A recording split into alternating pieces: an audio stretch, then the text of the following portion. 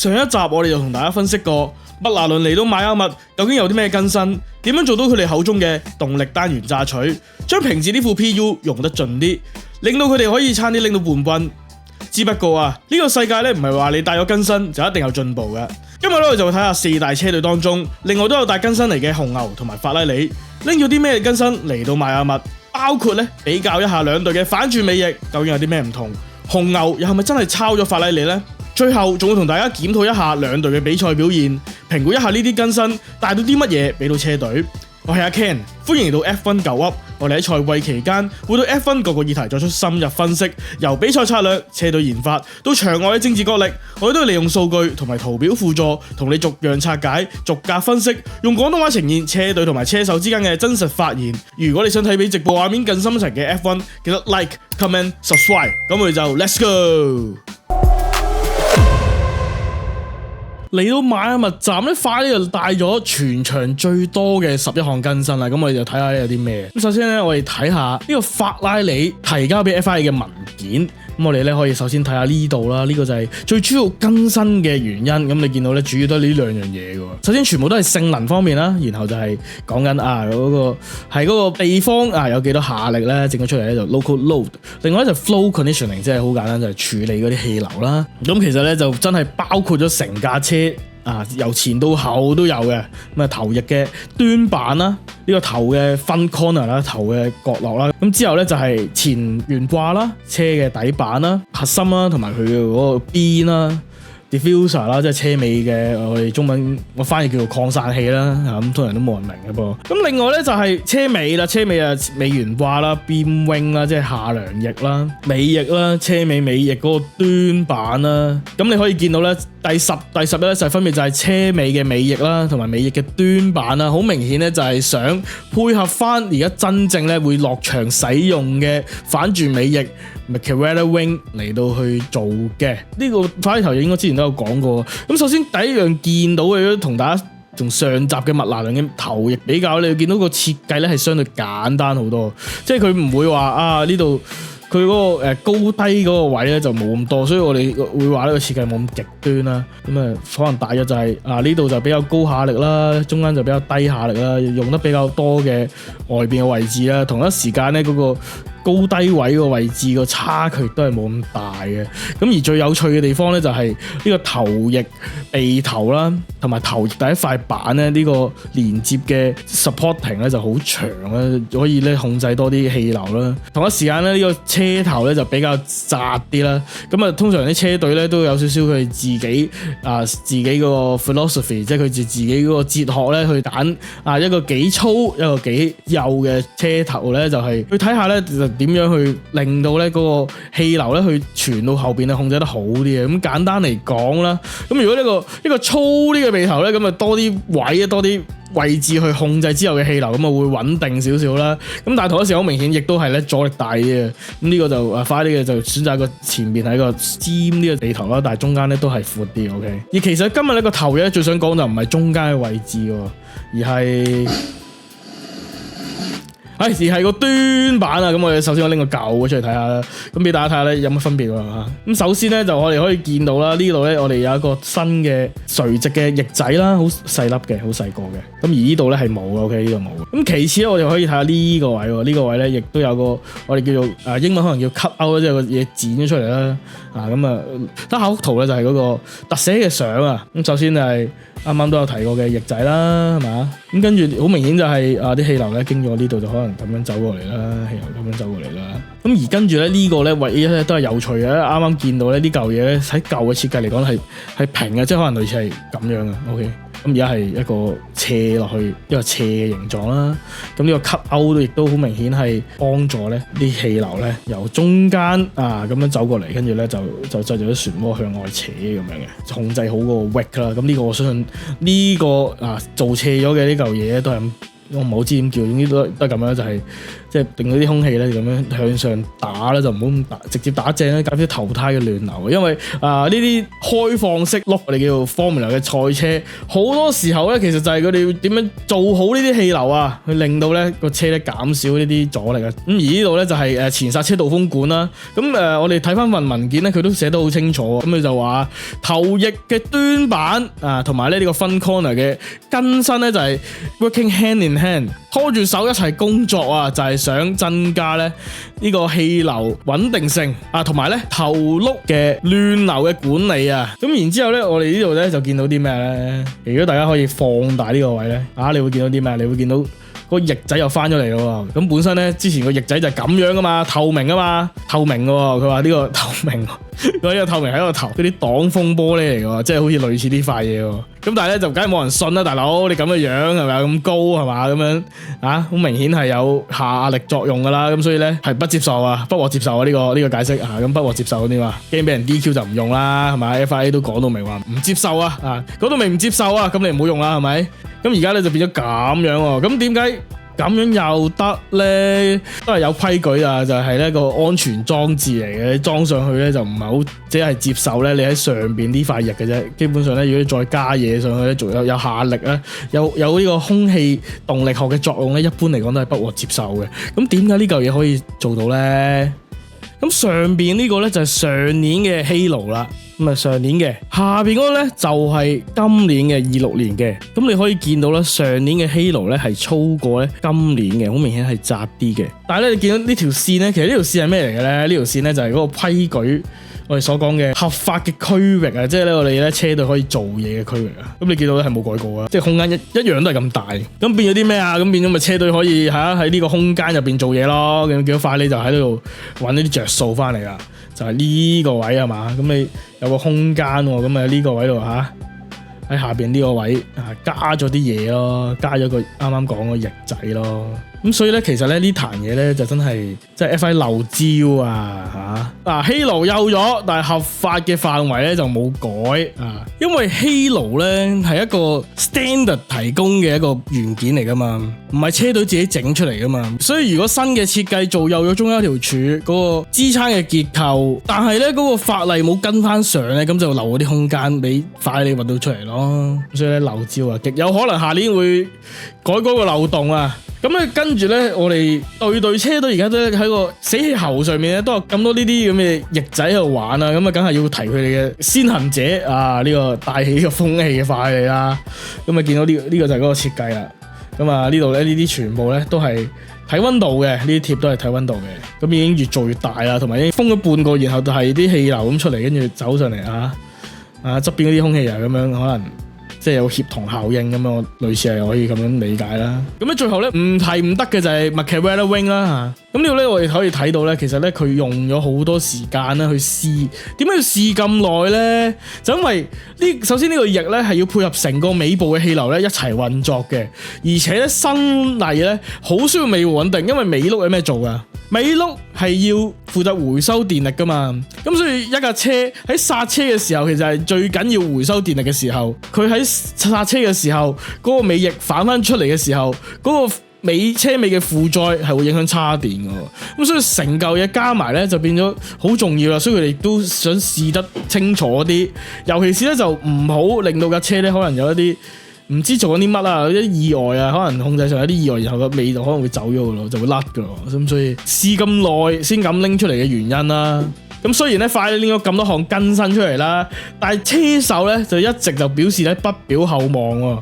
咁其中咧鹿仔就咁講：如果講要追到平治，我覺得佢哋本身領先太多，唔係單靠今站帶嚟呢套更新就可以追得上。而呢句說話咧，其實已經係星期五已經咁樣講啦，大家都可以睇到佢哋點睇，係啦，點睇呢個更新有冇用啊？即係話早知啦，早知啦。而紅牛咧就帶咗7項更新嚟到邁阿密站咁啊，包括咧頭翼啦、頭轆嘅角落嗰個位啦、側箱入氣口、引擎蓋、車底嘅底板、尾轆附近咧就有個 corner 嘅。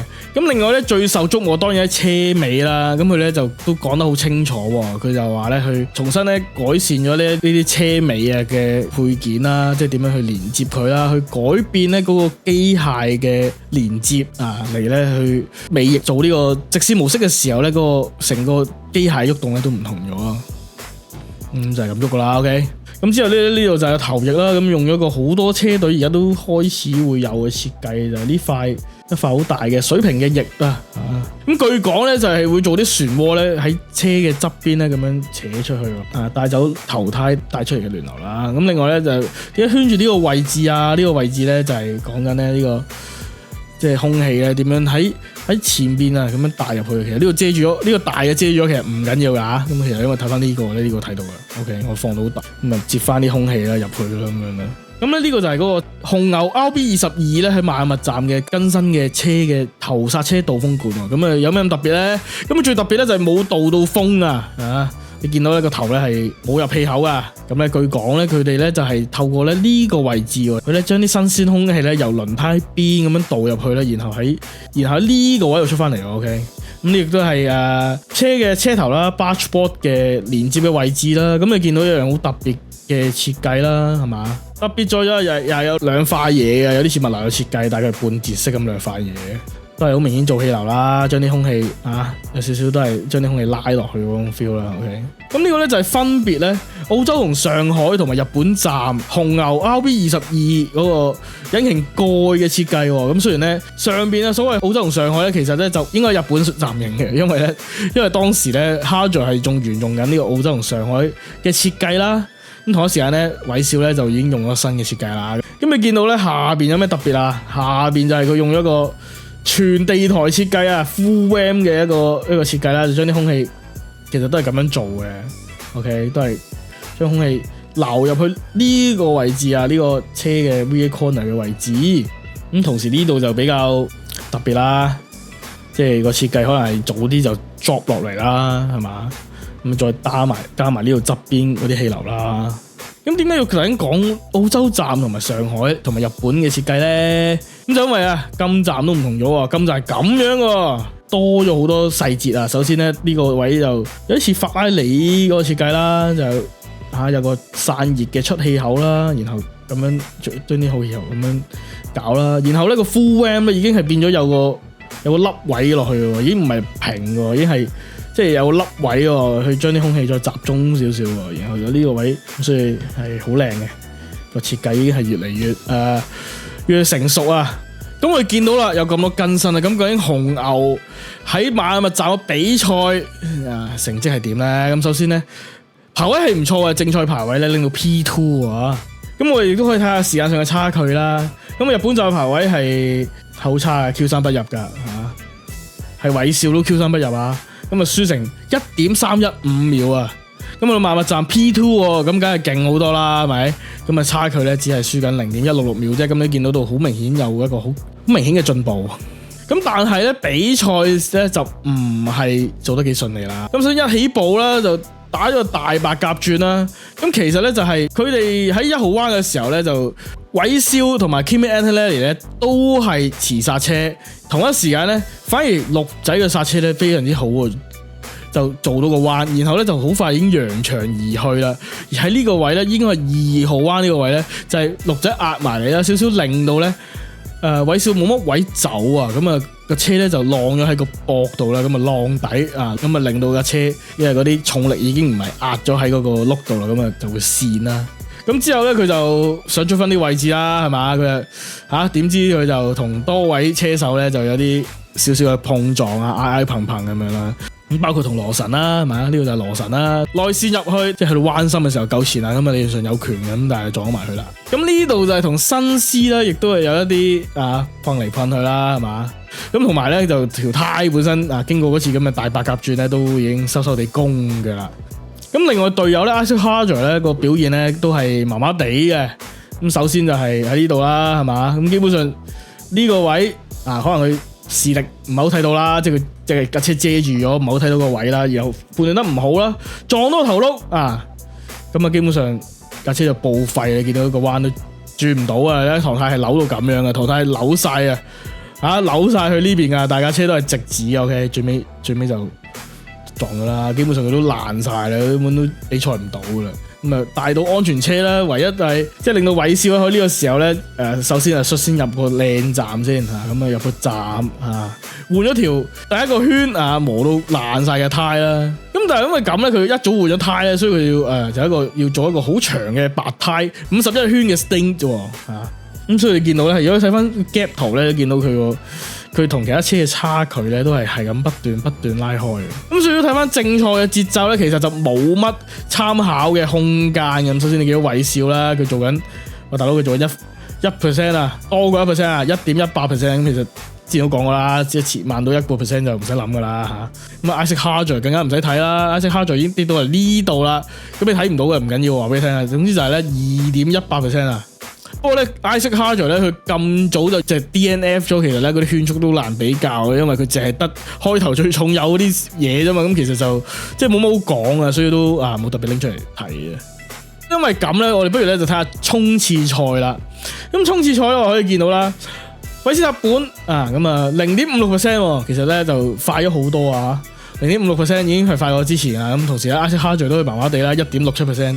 如果你話講咧話跟唔跟到韋斯塔本咧咁樣咁啊未如理想啊，仍需努力。咁同埋佢撞車，佢唔係架車壞咗，佢撞車係佢自己嘅問題嚟嘅。咁我哋就拎翻咧日本站比較啦。喺日本站如果講個圈速節奏咧，講1%。咁其實咧，如果你話淨係咁講咧，其實已經將個差距收窄咗一半啦。咁當然啦，我哋好難咧，其實就咁直接比較咧日本站正賽同埋一個衝刺賽嘅。咁只能夠咧，如果真係想一個更加公平啲嘅比較咧，就可能咧要睇埋加拿大站喺滿地可咧，即係可能係sprint 對 sprint 咋然後咧正賽對翻正賽有咩分別？但係只能夠講咧，更新呢個曙光咧係有嘅，不過咧就暫時係未出到。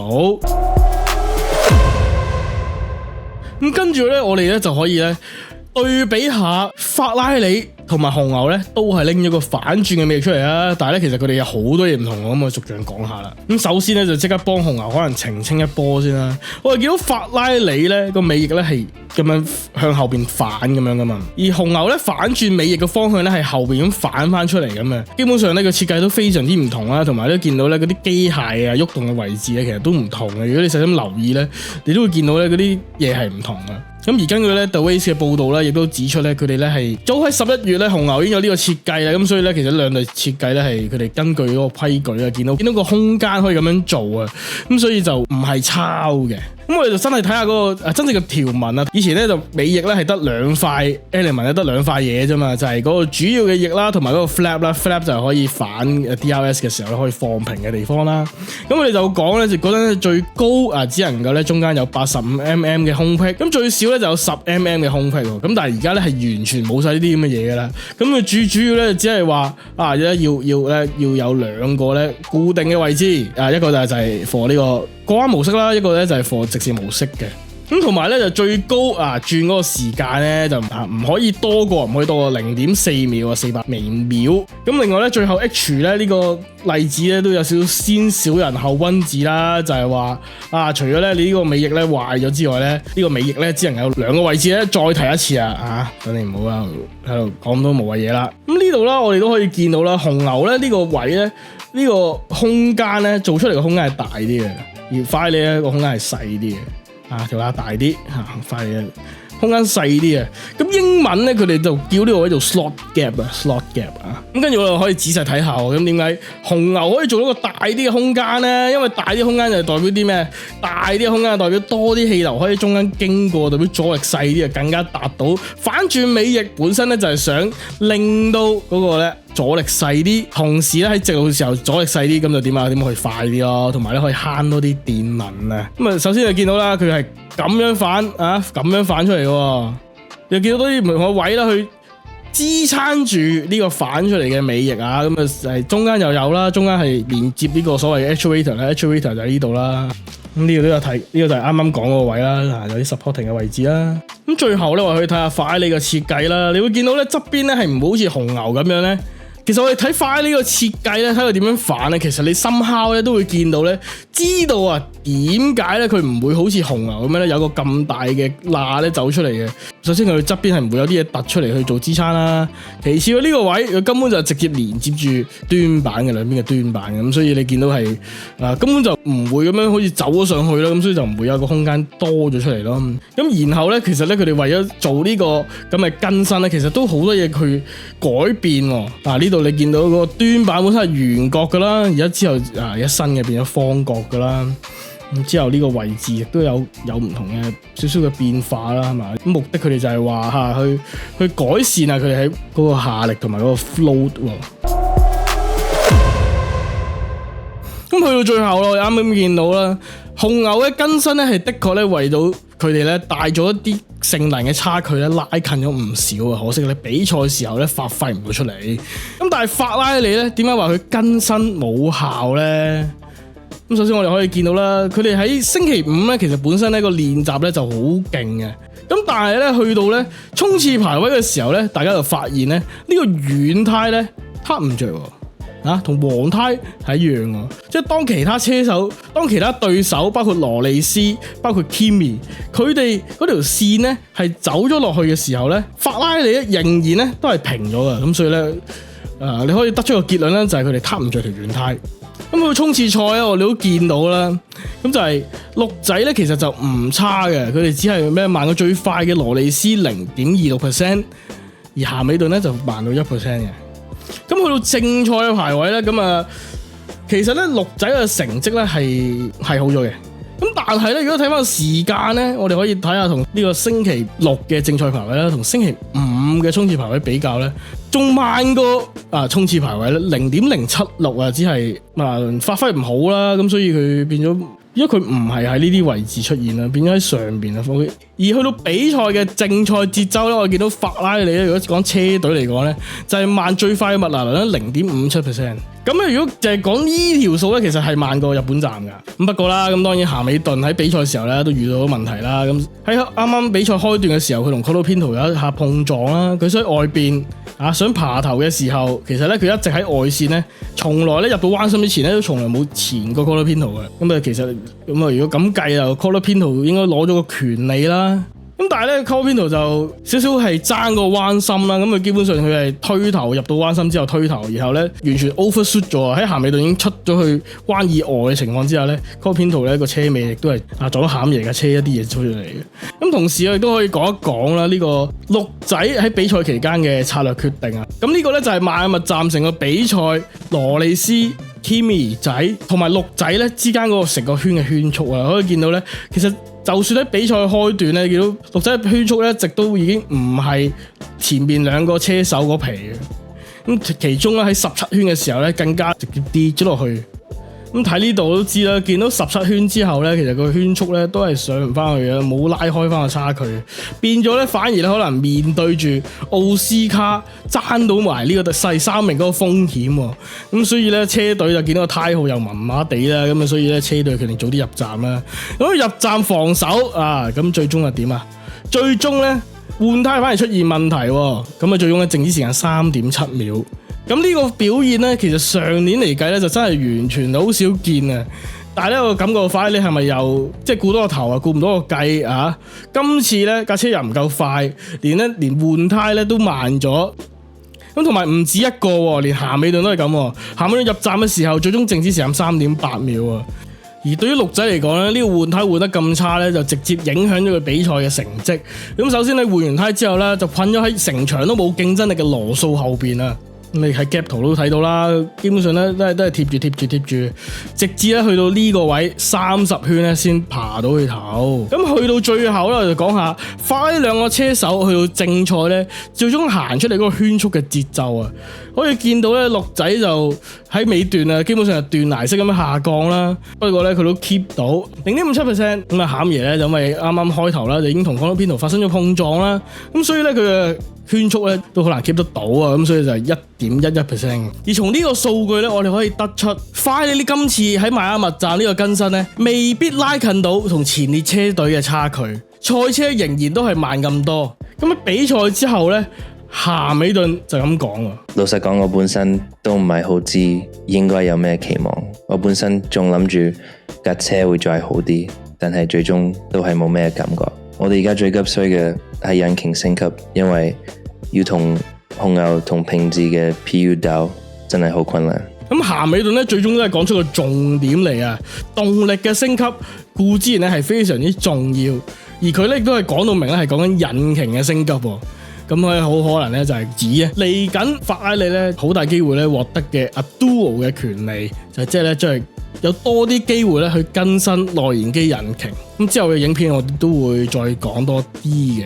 咁而鹿仔咧就咁講啦，呢套升級係有作用嘅，問題係其他車隊都一樣推緊進步，而且可能佢哋嘅升級效果仲好少少。咁佢就講嘢就再正面少少啦，係嘛？升級有用嘅，不過其他車隊都快緊喎。不過佢亦都有指出咧，就係話其他車隊嘅升級效果係好過快利嘅。所以去到最後咧，快利真係好好諗下點解今次嘅更新咧，最終係完全帶唔到任何實質嘅進步俾到車隊嘅。而且咧，你可以見到咧，快利賽車喺控制胎耗方面咧係真係麻麻地，而唯一佢哋真係強勁嘅部分咧，就真係只係起步，即係只能夠講句快利今年咧，如果要力挽狂瀾咧，真係仍需努力啊，真係要多多努力啦。其實呢個邁阿密站咧真係好難得啊，因為之前咧見到頭3站啦，都完全咧冇咩更新可以講，尤其是係我哋肉眼睇到嘅一啲氣動力嘅更新。咁所以咧今次就特登出咗2集啦，而啲內容咧好多時喺直播都有包括到嘅，不過就冇講得咁仔細。所以我今日咧就特登再錄個條片，再講一講究竟有啲咩更新啊，同埋咧再詳細啲分析下究竟咧對於兩隊咧嗰個成績有咩唔同。另外咧星期6日都有啲新聞喎。如果大家有留意新聞嘅話咧，都會知道本身咧油電比例咧就話50-50噶嘛，咁但係咧去到下年咧就會可能有改變喎。咁我哋咧亦都會喺聽日嘅直播，即係星期2晚上香港時間9點鐘嘅直播咧，亦都會同大家講解一下。咁如果大家有興趣咧，就記得到時收聽啦。咁另外咧，我哋都之後咧補翻條影片去咧將佢精華咗佢。咁大家咧記得留意我哋個 channel，like、comment、subscribe。咁我哋就下次再見，拜拜。